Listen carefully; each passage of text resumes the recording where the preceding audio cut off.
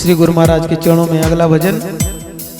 एक बार भजन कर ले, एक बार भजन कर ले, एक बार भजन कर ले, एक बार भजन कर ले, मुक्ति का यतन कर ले, मुक्ति का जतन कर ले। तेरी कट जाए 84 ऐसा सुमिरन कर ले, तेरी कट जाए 84 ऐसा तू जतन कर ले।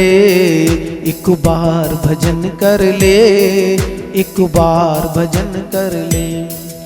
मैंने गुरुदेव से कहा, गुरुदेव आप अपने भजन में कह रहे हैं एक बार भजन कर ले, लोग रोज करते हैं भजन फिर भी मुक्ति नहीं मिलती है। बोले भजन कहाँ करते वो? मैंने कहा भजन नहीं करते तो क्या करते? तो गुरुदेव ने कहा पहले भजन का अर्थ जान लो। भजन का अर्थ क्या है?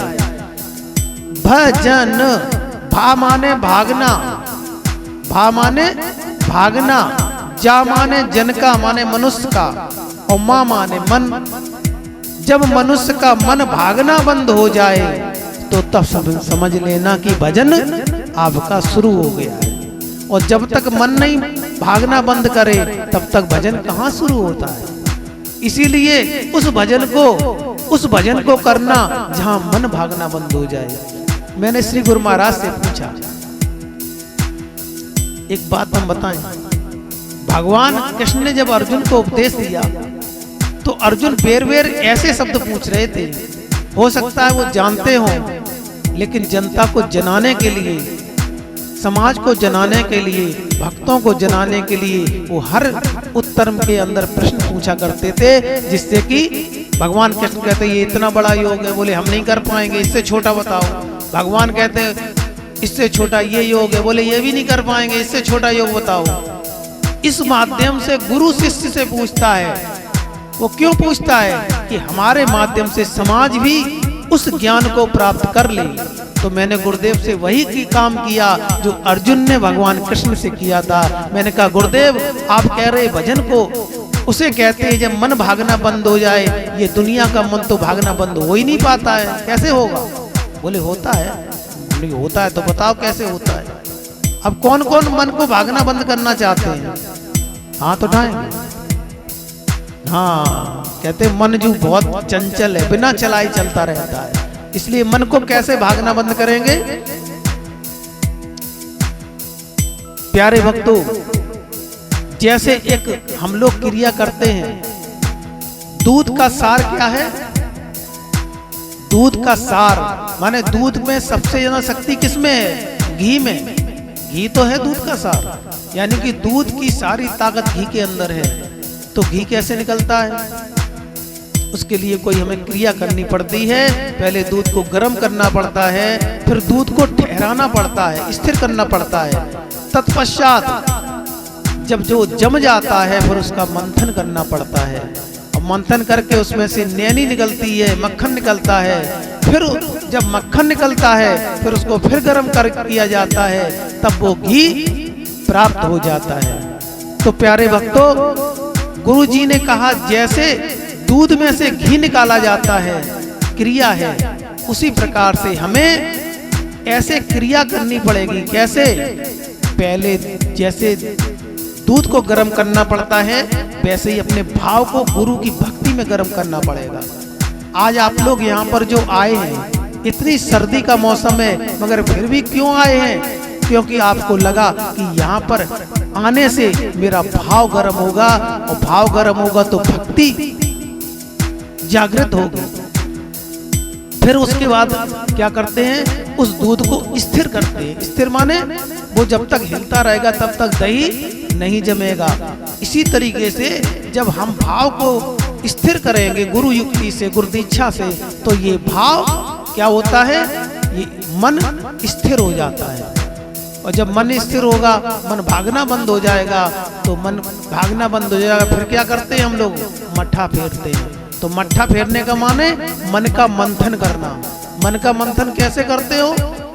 आज सत्संग सुना होगा दिन में, फिर घर पे गए होगे, अगर थोड़ा सा समय मिला होगा तो मन में मंथन होगा कि गुरुजी ने जो बातें बताई क्या ये बातें सही हैं? सोचा होगा। और जब सोचा होगा तो इसी को कहते हैं मंथन।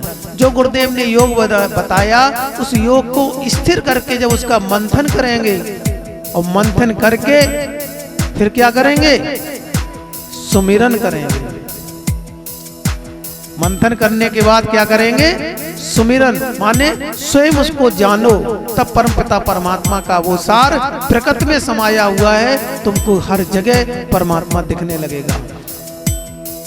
एक बार भजन कर ले, मुक्ति का जतन कर ले, तेरी कट जाए 84 ऐसा सुमिरन कर ले। मैंने गुरुदेव से कहा, हे गुरु महाराज, आपने मुझ पे बहुत बड़ी कृपा की। जैसे आप लोग भी कभी हमसे कहेंगे ये बात कि गुरुजी आपने ये दीक्षा देके, ये ज्ञान देके हमारे ऊपर बहुत बड़ी कृपा की, तो मेरे गुरुदेव ने हमें मालूम क्या उत्तर दिया? बोले मेरी कृपा है सो है, पर मुझसे बड़ी कृपा तेरी है। मैंने कहा हमने कौन सी कृपा की? बोले अगर हमने तुझे सत्य ज्ञान बताया और तू न मानता, अगर तू सत्य ज्ञान को न मानता तो सारी कृपा वही चली जाती। मैंने बताया और तूने मान लिया, इसलिए मुझसे बड़ी तेरी कृपा है। और यही हम यहाँ भक्तों को अपने गुरु महाराज के माध्यम से बताते हैं कि जो यहाँ पर कृपा हो रही है, इस कृपा को तुम मान लेना तो जान लेना तुमने हमसे बड़ी कृपा की है। मैंने कहा गुरुदेव कृपा, बोले कृपा कहते हैं 4 प्रकार की कृपाएं होती है मनुष्य के ऊपर, ध्यान रखना। पहली कृपा ईश्वर की भई कि नर तन तुझे दिया। पहली कृपा उस ईश्वर की जानना जिसने तुझे नर माने मनुष्य का तन दिया। कहते हैं बड़े भाग्य मानुष तन पावा। ये पशु भजन नहीं कर पाते, योग नहीं कर पाते, पर मानव एक ऐसा है जो भजन और योग करके परमात्मा को प्राप्त कर सकता है। इसलिए बड़े भाग्य से ये मानस का तन मिलता है मानव। पहली कृपा ईश्वर की भई कि नर तन तुझे मिला। दूजी कृपा संतन की भई जो ग्रंथन से दी पिला। दूजी कृपा संतन की भई जो ग्रंथन से दी पिला। दूसरी कृपा उन संतों की मानना जिन्होंने अपने जीवन में सारी खुशियों की कुर्बानी करी है और तब जाके उन्हें ये संत वाली कृपा मिली है, और जिन्होंने उन खुशियों की कुर्बानी करके अपने अनुभवों को इन ग्रंथों में सजा के रख दिया है। इसलिए दूजी कृपा संतन की भई जो ग्रंथन से दी पिला। सतगुरु ने ज्ञान दिया कृपा है ये तीसरी। सतगुरु महाराज ने सत्य का ज्ञान दे दिया, ये कृपा तीसरी है। अब रह गई एक कृपा बाकी।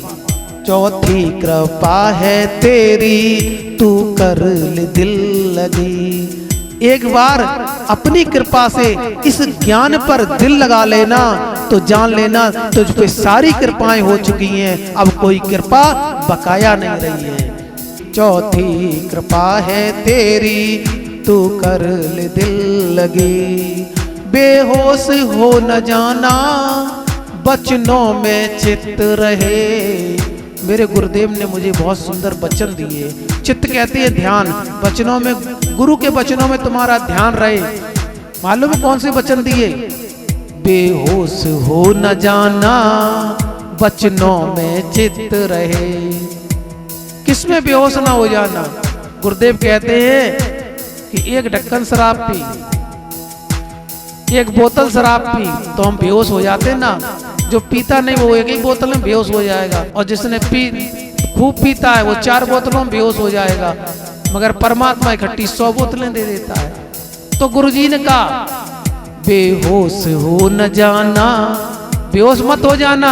एक आदमी एक ढक्कन पीता है, लोगों को परेशान करके रख देता है, और एक आदमी पूरी बोतल चढ़ा देता है, पर किसी पड़ोसी तक नहीं जान पाते हैं। और ये तो नशा उसका तुम्हारे हाथ का बनाया हुआ है, उस परमात्मा का कितना नशा होगा जिसने तुझे बनाया है। इसलिए उसका जब नशा तेरे ऊपर उतरेगा तो तू बेहोश मत हो जाना, किसी को परेशान न करना, अकेले अकेले मस्ती में स्वयानंद, यानी स्वयानंद मेरे गुरुदेव का नाम है। स्वयं में आनंद, उस परमानंद में डुबकी लगा के मजे लेते रहना, आनंद लेते रहना। और अगर कोई जिज्ञासु मिले तो इशारा कर देना कि तू भी ले ले डुबकी, खा ले आनंद में, इस परमानंद में। बेहोश हो न जाना, बचनों में चित्त रहे, और मिल गया है मौका शायद न फिर मिले। मिल गया है मौका शायद न फिर मिले। मौका है जीवन का गुलजार चमन कर ले। मौका है जीवन का, बड़ा भाग्य से मौका मिला है। आज यहाँ पर कुबेरपुर के अंदर ये सुंदर अमर ज्ञान का सत्संग आ रहा है।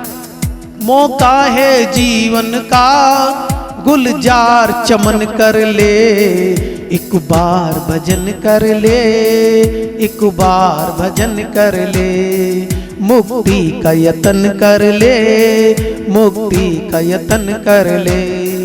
तेरी कट जाए 84 ऐसा सुमिरन कर ले। मुक्ति का यतन कर ले, मुक्ति का जतन कर ले। ये मुक्ति मालूम, मुक्ति किसे कहते हैं आप लोगों को बता दें। जेल में 2 लोग जाते हैं, कौन कौन? एक जेल में कैदी जाता है, और कैदी कैसे जाता है? जबरदस्ती घर से पकड़कर खींचकर पुलिस उसे जबरदस्ती जेल में ठूस आती है, क्योंकि वो कैदी होता है किसका? जेल का। और जेल में कैदी जाता है और एक में जेल में जेलर जाता है। दोनों में क्या अंतर है? जेलर जब चाहे तब जेल में जाता है और जब चाहे तब निकल आता है, इसलिए उसे जेल कैद नहीं मालूम पड़ती है। और कैदी जब नहीं चाहता तब तो उसे जेल में डाल दिया जाता है, और जब चाहता है तब उसे निकाला नहीं जाता है। ठीक इसी प्रकार से ये जेल है, कौन सा? ये तन तुम्हारा जेल है। इसमें यमराज रूपी जेलर साहब तुमको डाल देते हैं, फिर तुम्हारी मर्जी से नहीं निकालते हैं, तुमको तड़पा तड़पा के मार मार के इस जेल से इससे निकाल देते हैं प्यारे भक्तों। लेकिन गुरु महाराज तुम्हें मुक्त कर देते हैं, तुम्हें जेलर वाली शक्ति दे देते हैं। जब चाहो तब इस तन से निकल जाओ। जिसे गुरु ज्ञान मिलता है वो न रोता है, न चीखता है, न चिल्लाता है। जब चाहता तब शरीर को छोड़ देता है, और जब चाहता तब शरीर को धारण कर लेता है। जहाँ चाहे वहाँ प्रकट हो जाता है, जिस पर चाहे उस पर कृपा कर देता है। हमें तो एक 2 जगह सत्संग में बताया कि अरे गुरुजी तो तुम यहीं खड़े थे, हमने तुम्हें दिख गए कि और का। ये बिल्कुल सही बात है कि गुरुदेव उसके दिख जाते हैं जिसकी श्रद्धा भावना से मन गुरुदेव के चरणों में लगा हुआ है।